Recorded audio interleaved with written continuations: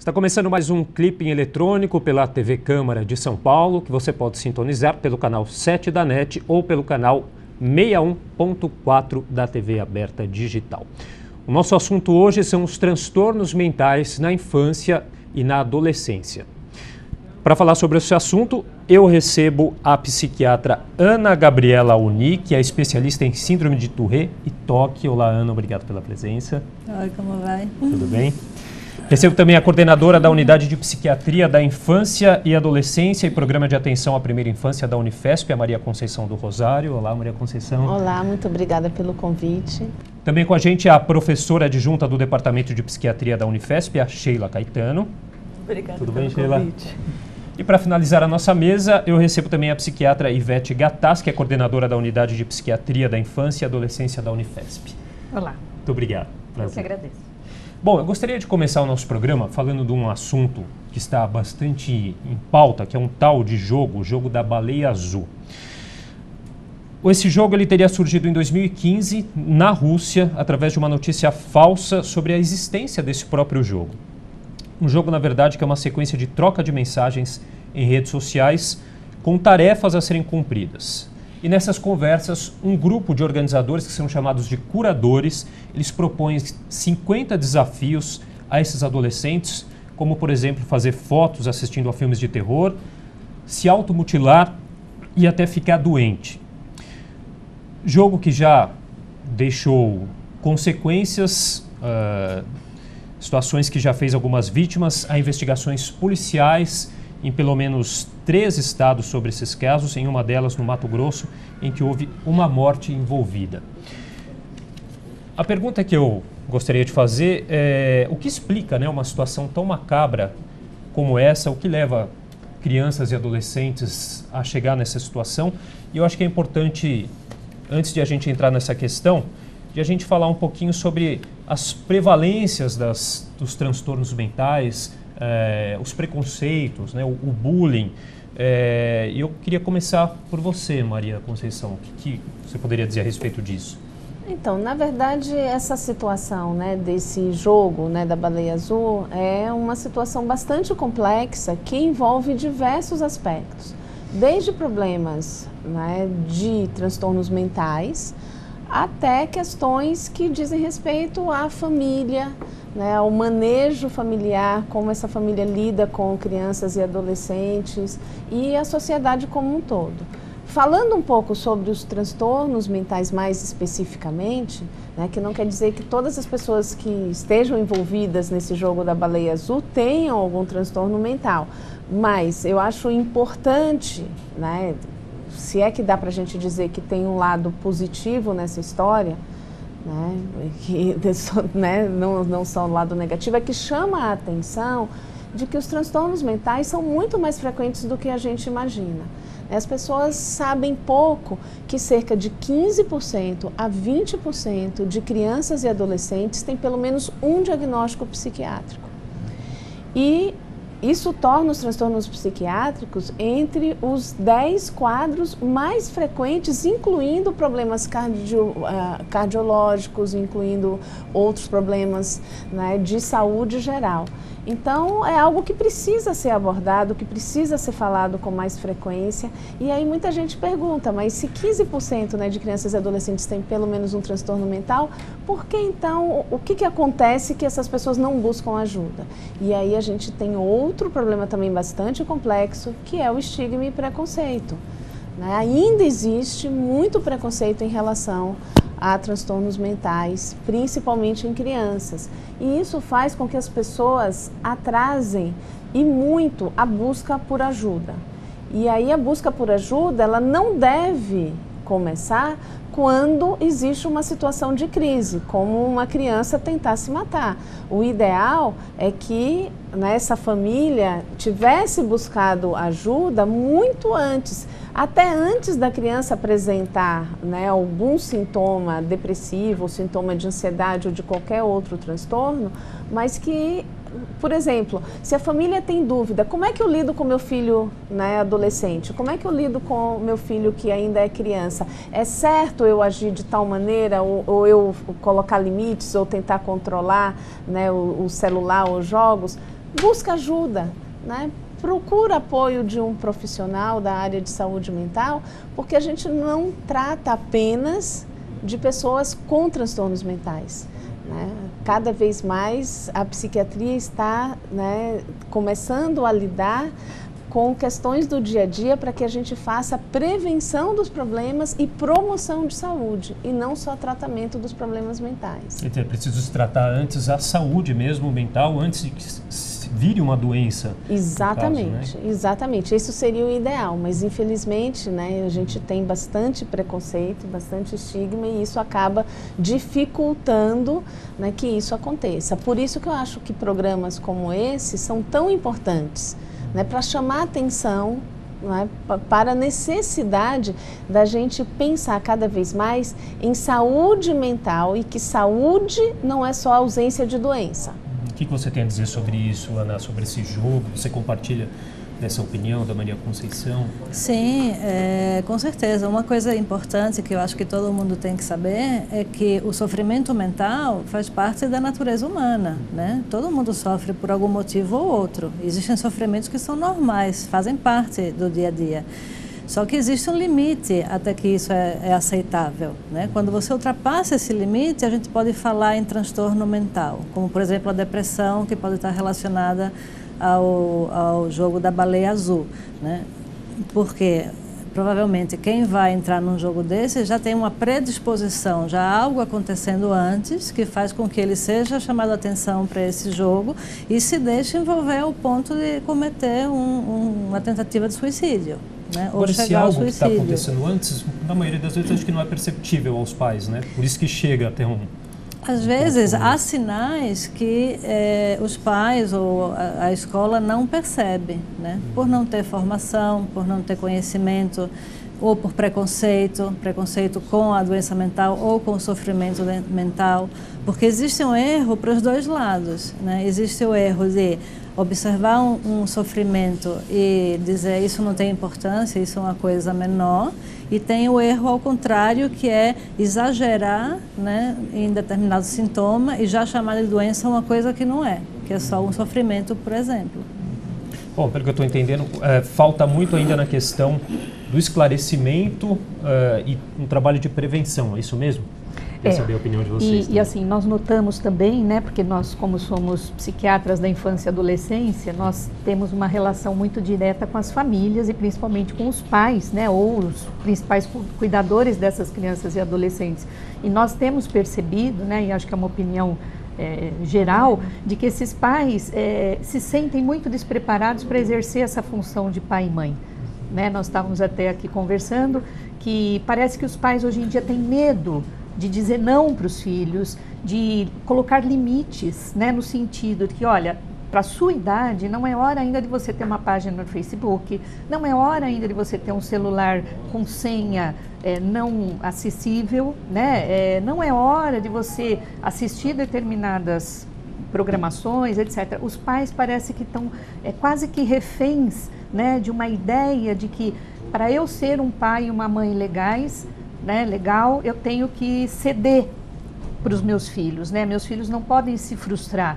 E pelo contrário, né, a frustração é que nos move a procurar novas oportunidades, novos caminhos, novas alternativas, né? Então nós sentimos que quando se fala em prevenção, o trabalho com os pais é de fundamental importância, né? Eu acho que quando a professora Conceição diz, né, que a gente tem que pensar na saúde como um todo, pensar num casal, por exemplo, né, que resolve ser pai e mãe, é desde essa hora que eles têm que começar a serem olhados, a serem orientados, porque a gente precisa cuidar da criança a vida inteira, né, pelo menos até ele poder dar conta da própria vida, e esse tempo é muito longo, ele não se encerra na hora que a criança vira um adolescente, né? Pelo contrário, é uma fase onde os pais têm que estar muito atentos, ter muito cuidado e sim, tem que ter vigilância e muitas vezes controle e até controles rígidos, né, do ponto de vista dos adolescentes, né?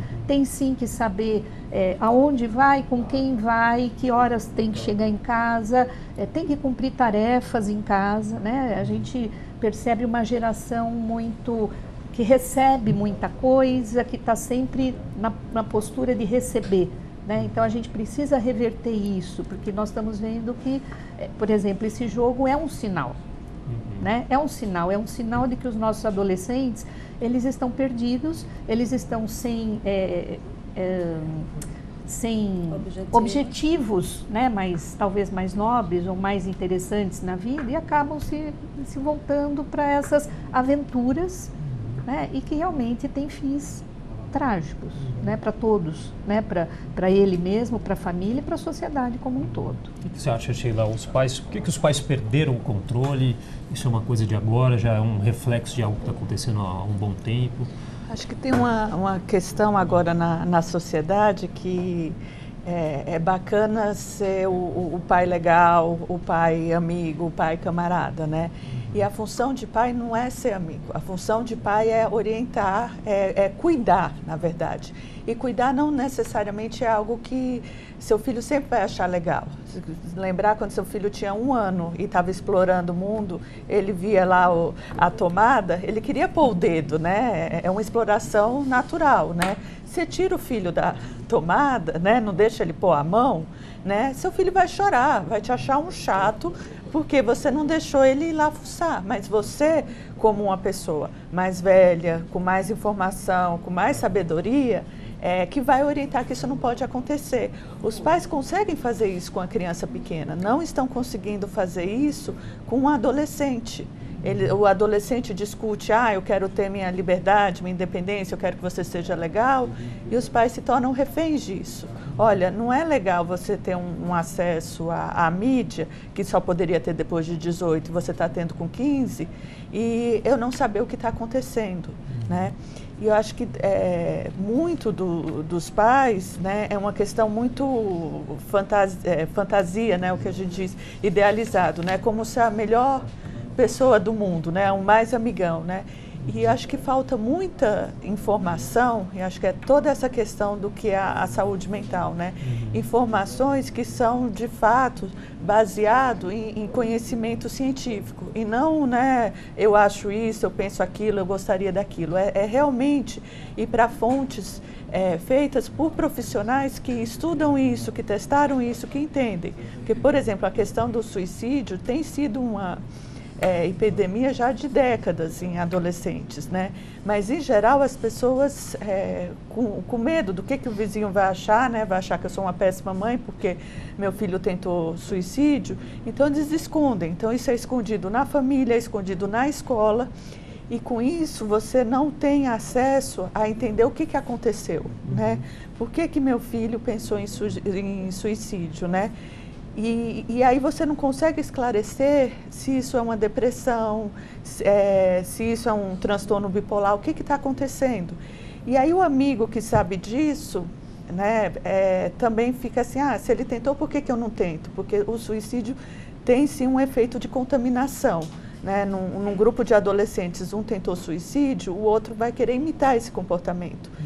Só que ninguém vai esclarecer para esse grupo que isso não é para ser imitado se não trouxer informações de fato de saúde mental que são confiáveis, né?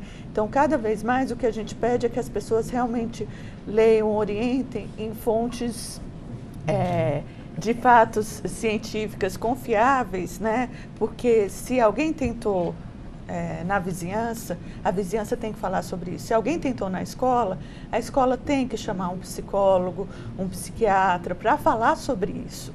Porque senão há um grande risco que amanhã ou depois você tem outras crianças, adolescentes tentando porque, vou experimentar, isso parece que é inofensivo. Não entende a gravidade disso. Tem uma série de bastante repercussão, está passando agora, né? A 13 Reasons Why, os 13 porquês, né, uma série da Netflix, que aborda essa questão justamente do suicídio, né? Parece uma garota eu não assisti a série, mas pelo que eu vi, uma garota que se suicida e deixa aí 13 fitas gravadas com os motivos que a levaram a cometer esse suicídio, né? Que tem tudo a ver com o que a gente estava falando. Você falou também sobre essa contaminação. Eu andei lendo a respeito também. Seria um efeito contágio? Exatamente. Que dizem que também já existe muito antes da internet, né? Eu queria saber um pouquinho qual a relação dessas duas questões, falando um pouquinho do suicídio e desse efeito contágio? O Goethe, ele escreveu um livro, Os Sofrimentos do Jovem Werther, né? E esse personagem comete suicídio. Depois que esse livro foi lançado, isso no século XIX, várias pessoas cometeram suicídio nesse efeito de contágio. Provavelmente pessoas que já pensavam nisso e encontraram ali um modelo, um exemplo e criaram coragem para tentar suicídio também. E esse fenômeno é conhecido hoje como o efeito Werther, né? Ou o efeito de contágio. Então, o que acontece não é que um livro ou uma série cause o suicídio. O que existe é que ele mobiliza questões que já existem nas pessoas que estão frágeis por algum motivo, e aí entra a questão da saúde mental, da gente entender o porquê que as pessoas estão tão frágeis, o que acontece com nossas crianças e adolescentes que têm esse sofrimento que chega ao ponto de ir a uma tentativa de suicídio. Eu acho que existe aí também um mito de que não se deve falar ou comentar sobre o assunto, porque isso pode, né, fomentar ou aumentar a vontade da pessoa, ou até gerar a vontade da pessoa se matar. Na verdade, isso é um mito, né, e é importante que as pessoas façam exatamente o contrário. Né? A gente precisa tratar do assunto abertamente, se sentir muito à vontade para se aproximar, né, do filho ou de alguém da família e perguntar, né, olha, eu quero entender como você está se sentindo, quero me aproximar um pouco mais de você, né, e até perguntar, você já pensou alguma vez em morrer? Já pensou alguma vez em se matar? Já veio alguma vez algum pensamento, né, de que era melhor estar morto do que continuar vivo? E as pessoas têm medo de falar sobre isso, né? Ou, né, acreditam, às vezes até acreditam que não devem falar sobre isso para não dar ideia. É um assunto, né, tratado com muita cautela, inclusive pela imprensa também, né? Exatamente, exatamente. Fazendo gancho, né, com o que a professora Ana falou, o fenômeno, né, do suicídio e da contaminação, né, o fenômeno de contaminação, claro que não é de hoje, não é moderno. Só que o que o tempo atual, a modernidade trouxe? Trouxe o acesso, né? Então, quem leu o livro, né, de Goethe, poucas pessoas tinham acesso não só à leitura ou mesmo ao livro. Quem tem acesso hoje à internet? Todo mundo, né? E é imediato, é rápido. E isso entra também a questão dos pais, né? Quer dizer, se eu não estou monitorando o que meus filhos estão acessando, eles acabam recebendo, né, todas as informações possíveis num apertar de tecla. E talvez ele não tenha ainda a maturidade, a capacidade de filtrar o que entra para dentro do cérebro dele. Esse é o papel dos pais, né? Não só dosar o que vai entrar, como depois de que isso já aconteceu, por exemplo, isso da série, né? Acho que todas nós temos acesso a vários adolescentes e praticamente todos já assistiram essa série. Aliás, eles assistiram antes de eu saber que a série existia. Né? Então, nós estamos realmente... A gente tem um atraso, a gente tem um delay com relação ao acesso que esses jovens têm, né? À mídia, tecnologia, etc. e tal. E daí o que acontece? É muito rápido. Quando a gente vê, eles já foram contaminados por várias coisas da internet ou das mídias sociais, etc. E papel dos pais é tentar que esse acesso seja dosado na medida da capacidade de entendimento e de desenvolvimento da criança e do adolescente, e uma vez que ele já tenha tido acesso, ajudá-lo a digerir isso, né? Então, até acho uma ideia interessante, os pais de adolescentes assistirem essa série, se possível, junto com o adolescente, né? Para que tenha um gancho de discussão, para o pai saber como é que é o mundo desse adolescente, porque o nosso mundo era diferente, né? Pelo menos de nós quatro. Era o seu mais ou menos, mas os nossos quatro eram um pouco diferentes. Sim. E realmente a gente perdeu o pé da história, né? Hoje, quando nós conversamos com adolescentes, a gente fica, meu Deus, é esse o mundo que você vive, né? Eu acho que uma questão importante é que quando a conversa dos pais com o adolescente, tem que existir o tempo em que eu só escuto. Porque muitas vezes o que acontece, né? Os pais, não, agora eu vou orientar. Então, filho, você não pode fazer isso, aquilo. Espera. Escuta o seu filho, o que ele está achando disso, o que ele pensa, até para você entender, por exemplo, dele falar, olha, esse meu amigo falou que isso é uma bobagem, né? Ele me orientou assim, olha, esse meu outro amigo falou que a gente tem que tentar mesmo. O que está acontecendo com esse amigo que está...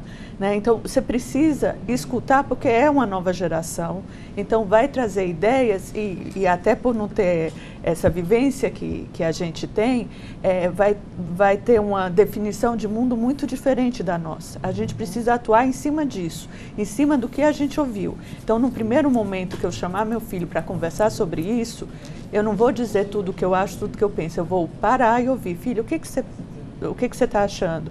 Me explica, né? Eu não estou aqui nesse momento para dizer, olha, isso é certo ou é errado. Eu quero ouvir tudo. Depois que eu ouvir tudo, a gente vê se eu entendi correto, se você está entendendo, e a partir daí eu começo a te dar orientações que vêm de fontes confiáveis, que vêm da minha experiência. Se a gente não está se entendendo, a gente procura um profissional para ajudar a gente nesse diálogo. Mas, assim, é muito importante que os pais escutem, né? E a partir dessa escuta, comece a orientação. Né? Não seja algo, nem faça o que quer porque eu sou um pai legal, e nem então aqui as regras, não importa o que está acontecendo com você, você vai seguir isso.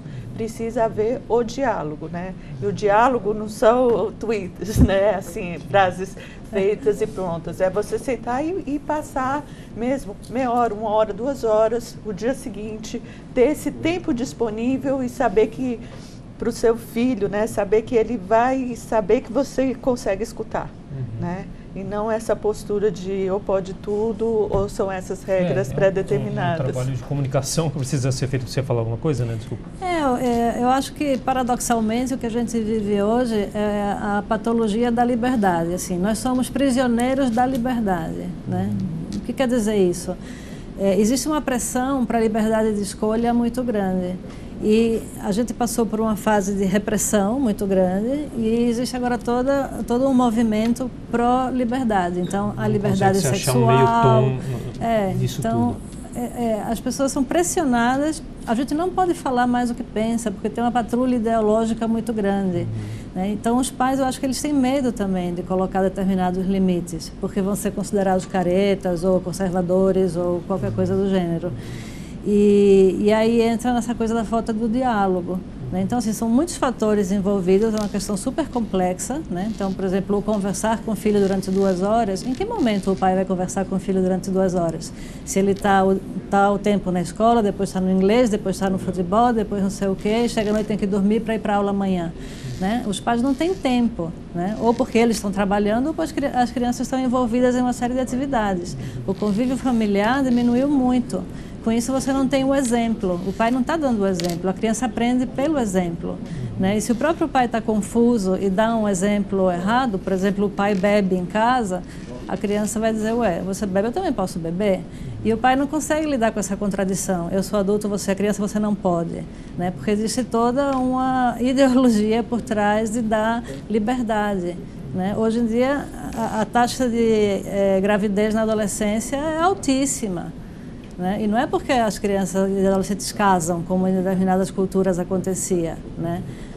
São outros fatores. Então, assim, a questão é muito complexa, envolve vários níveis da sociedade que têm que ser mobilizados para tratar do tema. Bom, ainda no nosso tema, os transtornos mentais que atingem crianças e adolescentes, eu acho que tem 2 que a gente pode abordar, que a gente já está abordando, mas que a gente pode falar um pouco mais, o transtorno bipolar, né, e a depressão, né? Vamos começar pelo bipolar? O transtorno bipolar, ele é caracterizado em ter quadros de alteração de humor, de como eu me sinto ao longo do tempo, né? Então, você tem necessariamente o que a gente chama de episódio de mania de euforia. Então, eu me senti alegre, mas não alegre... estou super feliz que amanhã vai ser Natal e eu vou ganhar presente. É um alegre extremamente exagerado, né? E a pessoa euforia? Exatamente, é uma alegria patológica, uma euforia. E a pessoa fica com muita energia, então ela não sente necessidade de dormir. Eu estou a 1000 por hora, meu pensamento está muito rápido na cabeça, eu estou todo acelerado. E não precisa ter um motivo específico? Não, na verdade, não. Isso a doença do transtorno bipolar, isso vem sem precisar de gatilho nenhum. É biológico. Né? É bem biológico. E aí, nessa agitação, eu me sinto muito poderosa, eu me sinto muito grandiosa, então sou uma pessoa que posso tudo, eu tenho energia sem fim, eu tenho muitos desejos, aumenta a minha vontade de ter relação sexual, de escrever poesias, de saber de tudo.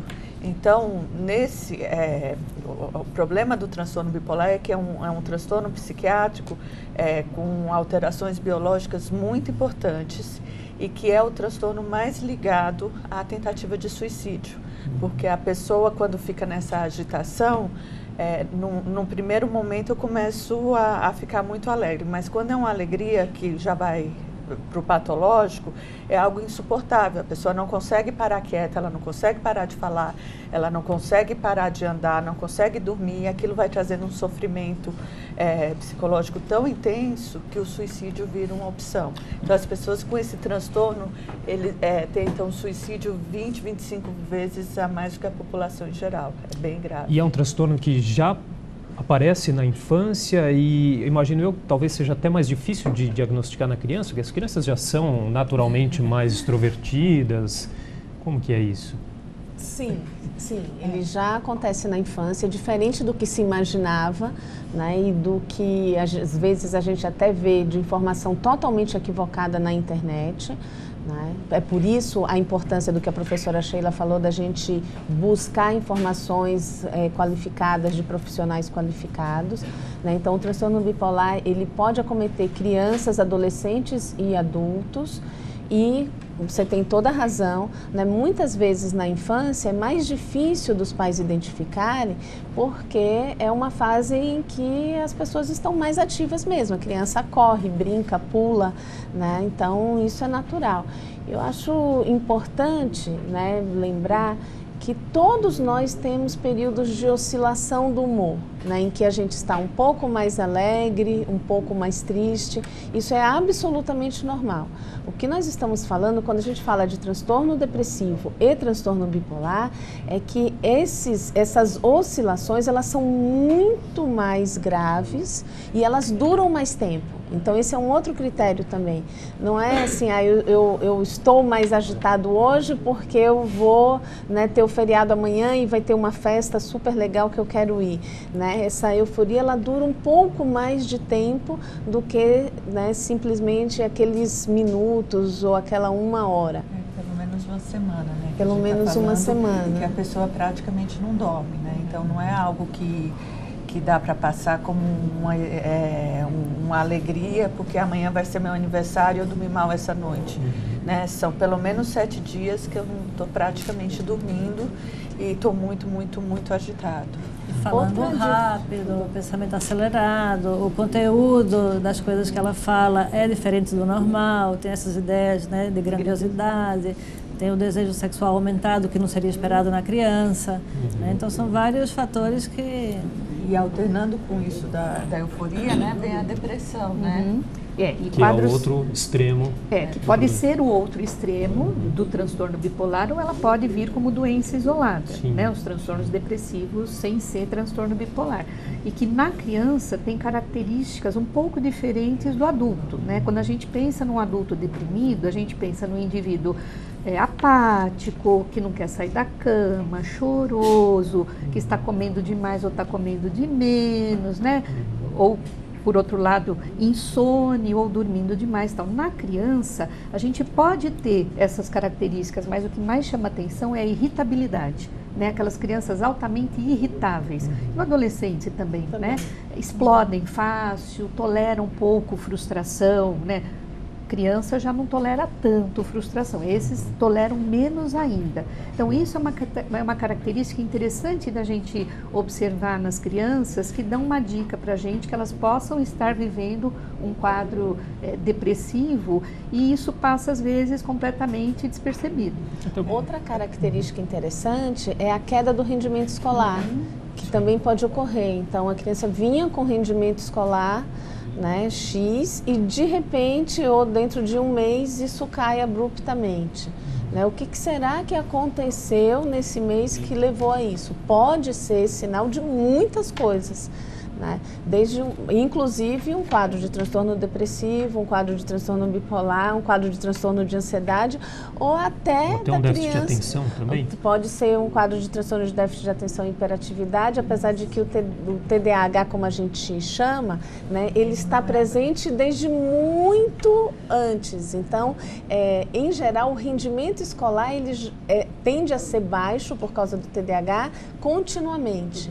Né? Não tem essa queda abrupta, mas pode ser consequência, por exemplo, da criança ter sofrido um bullying na escola, né? E não está, né, conseguindo se ajustar e se adaptar a estar na escola e produzir naturalmente. Então, queda do rendimento escolar, né, aumento da agressividade, da irritabilidade, isolamento. Então, os pais não podem, né, considerar que é normal, não, ele adora ficar sozinho no quarto porque adora videogame, tá? Mas quanto tempo essa criança está passando? E sempre foi assim ou agora está um período maior do que o que era antes? Né? Dificuldade em manter as amizades, então de repente ele começa a ter queixas dos amigos de que ele está chato, de que está mais ranzinza, né? Que está brigando muito com várias pessoas ao mesmo tempo. Outro alerta importante é que também a questão do suicídio nessa faixa etária é diferente, a apresentação, né? Quando a gente pensa no suicídio, pensa no idoso, que é aquele que avisa a família, olha, não quero mais viver, né? Paga o caixão, faz todo um plano premeditado para tentar suicídio. O adolescente não. De natureza é um momento que no nosso ciclo de vida a gente é mais impulsivo. A gente vai conhecer o mundo, a gente vai desgrudar do papai e da mamãe. Então eu sou mais destemido. Então quando eu penso em vou entrar no jogo, vou tentar suicídio, não é planejado. É assim, deu vontade agora, né? Vou pegar o produto de limpeza que tem na casa e tomar. É muito sem um planejamento, é muito aqui e agora. E até por conta dessas características, quando um adolescente fala, olha, deu vontade de me matar, a gente tem que ficar alerta na hora. Porque não é uma coisa, eu estou avisando porque daqui a um mês eu vou fazer um plano. Não. Daqui 30 minutos ele pode tentar o suicídio. Então, sempre que o adolescente expressar isso, para tudo, vamos entender o que ele está falando, vamos procurar ajuda. Né? É muito imediato, é muito agora. Né?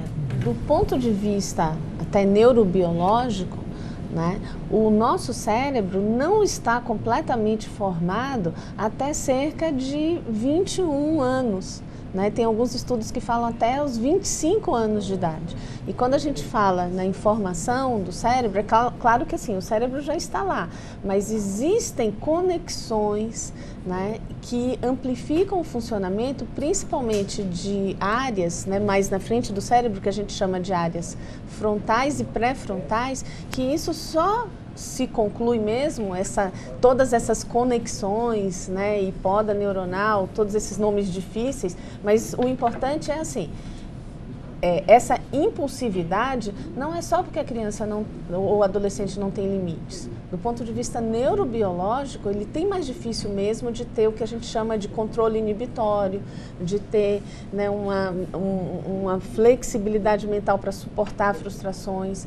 Então, ele vai levar um tempo maior, né, para poder conseguir, né, processar a informação e dizer não, e pensar, né, eu devo ou não devo, né, me submeter a essa tarefa, por exemplo, que estão propondo nesse jogo que eu estou fazendo, né, eu devo ou não devo, né, me cortar para poder ver qual é o efeito que isso tem.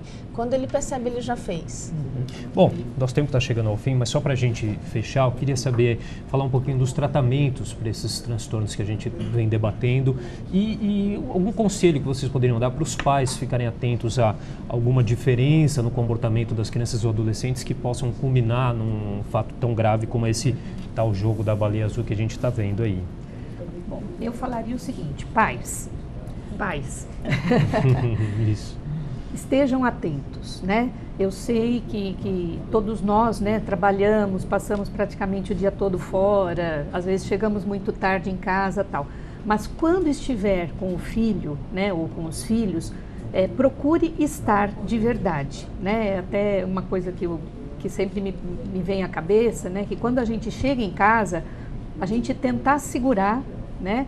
Aquela vontade que a gente tem de falar: oi, você escovou o dente hoje? Você fez a lição? Você arrumou seu quarto? Você fez isso? Você fez aquilo? Né? Isso não é o mais importante, né? Isso é um detalhe. Claro, todo mundo tem que escovar dente, todo mundo tem que ir para a escola, etc. Mas assim, o momento, se você só tem aquele momento para estar com seu filho, use de uma forma melhor do que você cobrar atividades.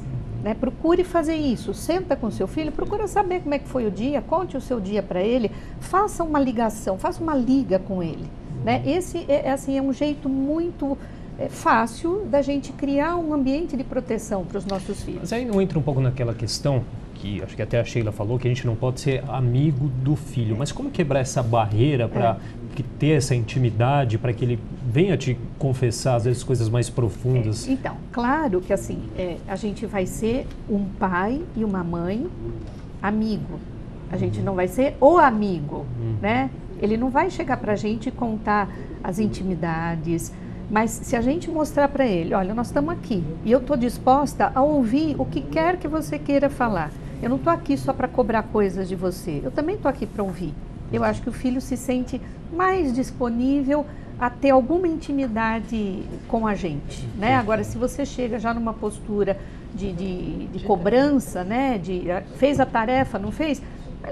Ele vai ver que você não tem abertura para falar de outras coisas. Então a gente tem que dar confiança, né? Exato, abertura. Vamos dar abertura. Ele sentir que ele pode ser ouvido, né? Isso não quer dizer que ele vai contar que eu vou para uma festa e lá eu vou experimentar todas as bebidas que existem e você falar: nossa, legal, vou junto beber. Não é esse né? É assim, o que o álcool faz, né? Beber antes dos 18 anos aumenta muito a chance de ser dependente na vida adulta. Então, assim, o pai tem que prover essas informações e tem que tirar o filho de colocar o dedo na tomada.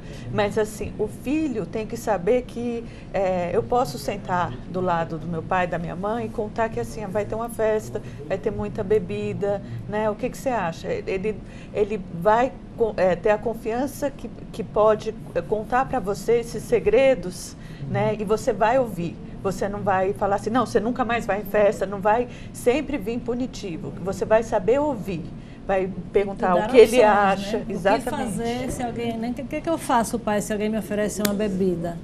Né? O que eu posso fazer para sair dessa? Né? Porque ele pode não querer, mas se sentir obrigado por pressão, né, dos colegas. Então, assim, o pai tem que ser essa pessoa disponível para ouvir e tentar conseguir soluções juntos. Se ele for só o pai severo, então não vai mais para festa nenhuma, ele fica com medo do pai e se submete a pressões e sofrimentos que poderiam ser evitados, seja de bullying na escola, porque tem muitas crianças que sofrem e não contam para os pais, abusos, tanto físicos como sexuais, né? Uma série de questões que podem acontecer na vida da criança e ela não sabe para quem contar. O que eu diria para os pais é o seguinte, né? Educar é uma tarefa muito difícil, né? Eu diria que é a tarefa mais difícil, né, do ser humano. É você, né, ser pais educadores. Então, o que eu posso dizer para vocês é possível, né? É possível ser um pai educador, mas dá trabalho, né? Dá muito trabalho. E sempre que tiverem dúvidas, procurem, né, informações qualificadas, né, em locais qualificados, não se baseiem apenas em informações da internet, né, procurem sites que sejam confiáveis, como sites das associações de pacientes. Em geral, eles são muito mais confiáveis do que os sites em geral. Né? E se tiverem dúvida, não se deixem intimidar pela barreira do preconceito e do estigma. Busquem ajuda, procurem um profissional para conversar, né, para contar o que está acontecendo e ouvir. Quem sabe, né, esse profissional ele pode lhe ajudar a pensar melhor e repensar em vários aspectos, né, dessa tarefa tão difícil que é educar, e muitas vezes não quer dizer que o profissional já vai iniciar um tratamento do seu filho, né? Mas ele pode iniciar uma orientação parental, que é super importante, para poder dar subsídios para que os pais possam caminhar nessa tarefa tão difícil, que é complexa e é difícil mesmo. É um tratamento que normalmente é feito com os pais e os filhos. Os pais também acabam participando. Isso é super importante. Quanto mais nova é a pessoa, maior é a necessidade de envolvimento dos pais, né? E quando a gente está falando de adolescente, significa com certeza os pais têm que estar presentes. E a adolescência hoje em dia ela é uma adolescência estendida, né? Então não dá para a gente dizer que é só até os 18 anos, né? Então nós temos pessoas com 25, né, às vezes até perto dos 30 anos que ainda moram com os pais e são dependentes dos pais, né? Então, com certeza, né, o envolvimento familiar ele é fundamental para o tratamento. E às vezes, né, o tratamento ele é composto apenas de orientação familiar. Nesse sentido, o que a gente faz é aumentar fatores protetores, né? O que vai proteger essa criança? Isso. Então, por exemplo, o diálogo, né? A criança, o adolescente conseguir falar sobre o que sente, é extremamente protetor. Então, muitas vezes a gente só orienta como esse diálogo pode ser feito dentro de casa, né? É importante, a professora Maria Conceição comentou, por exemplo, para a depressão e bipolar tem a ABRATA, né? A Associação Brasileira de Amigos e Parentes de Transtorno Afetivo, que tem muita orientação também para adolescente do que fazer em tentativas de suicídio. Okay. Bom, nosso tempo chegou ao fim, queria agradecer demais a participação de vocês. Eu conversei com a psiquiatra Ana Gabriela Uni, especialista em síndrome de Tourette e TOC. Obrigado, Ana. Eu agradeço. Conversei também com a Maria Conceição do Rosário, que é coordenadora da Unidade de Psiquiatria da Infância e Adolescência e Programa de Atenção à Primeira Infância da Unifesp. Obrigado pela participação. Obrigada pelo convite mais uma vez. Imagina. E também com a professora adjunta do Departamento de Psiquiatria da Unifesp, a Sheila Caetano. Também agradeço o convite. E a psiquiatra Ivete Gattas, que é coordenadora da Unidade de Psiquiatria da Infância e Adolescência da Unifesp. Muito obrigado. Foi um prazer. O programa Clipping Eletrônico fica por aqui.